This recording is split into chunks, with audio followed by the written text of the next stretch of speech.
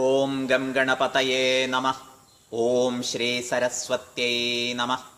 ഓം ശ്രീ സദ്ഗുരുഭ്യോ നമഃ. സുപ്രഭാതം.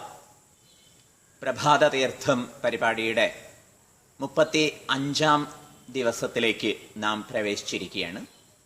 ഇന്ന് നമുക്ക് ആത്മബോധത്തിലെ 33-ാമത്തെ ശ്ലോകമാണ് പരിചയപ്പെടാനുള്ളത്. ഒരാളെ നാം കാണുന്ന സമയത്ത് കുശലം ചോദിക്കുന്നതിൻ്റെ ഭാഗമായി ആദ്യം ചോദിക്കുക സുഖാണോ എന്നാണ്. സുഖം ഓരോരുത്തരുടെയും സ്വരൂപമാണ്, സ്വഭാവമാണ് എന്ന വസ്തുത ഈ ചോദ്യത്തിൽ അന്തർഹിതമാണ്, ഈ ചോദ്യത്തിൽ ഉൾപ്പെട്ടിരിക്കുന്നു. എന്തുകൊണ്ട് നാം ദുഃഖികളായിരിക്കുന്നു?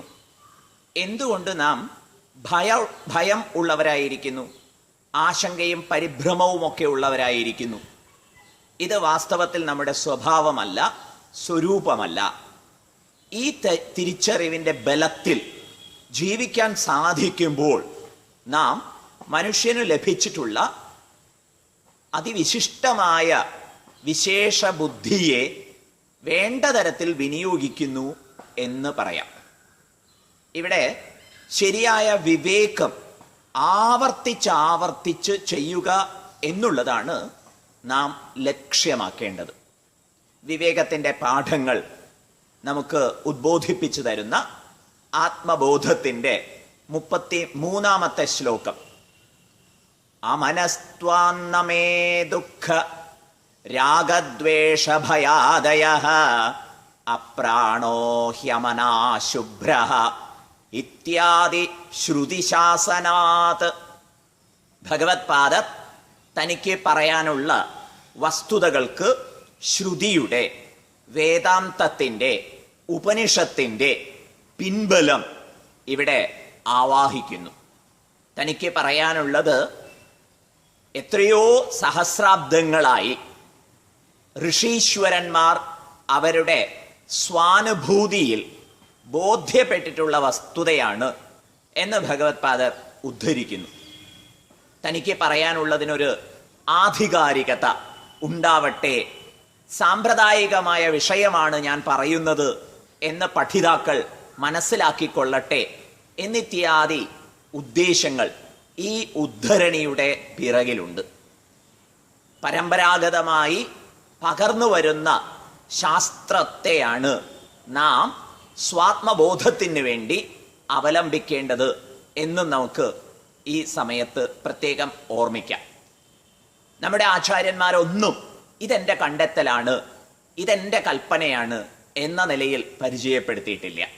എത്രയോ അനുഭൂതി സമ്പന്നന്മാരായിട്ടുള്ള ഋഷീശ്വരന്മാരുടെ വചസ്സുകളെയാണ്, വാക്കുകളെയാണ് അവർ ഉദ്ധരിച്ചിട്ടുള്ളത്.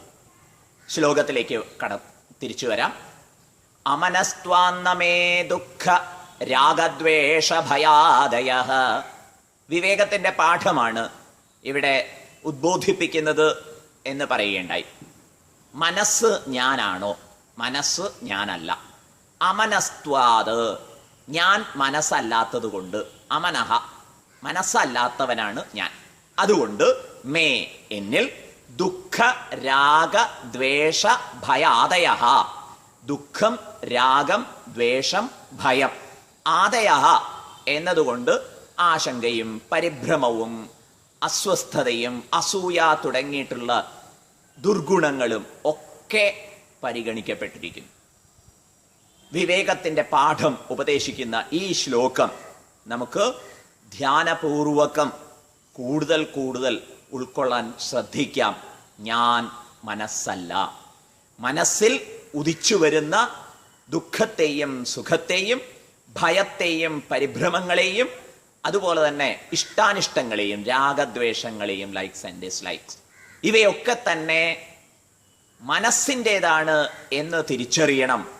ഞാൻ ഇവയാൽ ഒന്നിനാലും ബാധിക്കപ്പെടുന്നില്ല.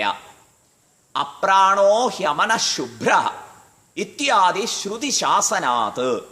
ഇവിടെ ശ്രുതി മാതാവ് കാരുണ്യപൂർവം ശാസിക്കുന്നു, നമ്മെ ഉദ്ബോധിപ്പിക്കുന്നു.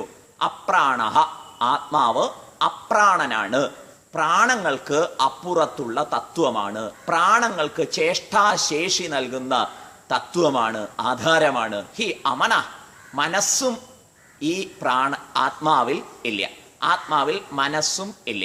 ഞാൻ അപ്രാണനും അമനസ്കനും ആയതുകൊണ്ട് ശ്രുതി പ്രകാരം മുണ്ടകോപനിഷത്താണ് ഭഗവത്പാദർ ഇവിടെ ഉദ്ധരിച്ചിട്ടുള്ളത്. മുണ്ടകോപനിഷത്തിൽ ഇപ്രകാരം പറഞ്ഞിരിക്കുന്നു: മനസ്സല്ല, പ്രാണനല്ല ആത്മാവ്. അതുകൊണ്ട് തന്നെ മനസ്സിന്റെ രാഗദ്വേഷങ്ങളും ഭയങ്ങളും ആശങ്കകളും എന്നെ ബാധിക്കേണ്ട കാര്യമില്ല. പ്രാണങ്ങളുടെ വിശപ്പും ദാഹവും മുതലായ വിഷമങ്ങളും എന്നെ ബാധിക്കേണ്ടതില്ല. ഇങ്ങനെ ഞാൻ ഇവയ്ക്കൊക്കെ അതീതനായി വർത്തിക്കുന്നു എന്ന് നമുക്ക് വിവേകപൂർവം ചിന്തിക്കാം. ഹരി.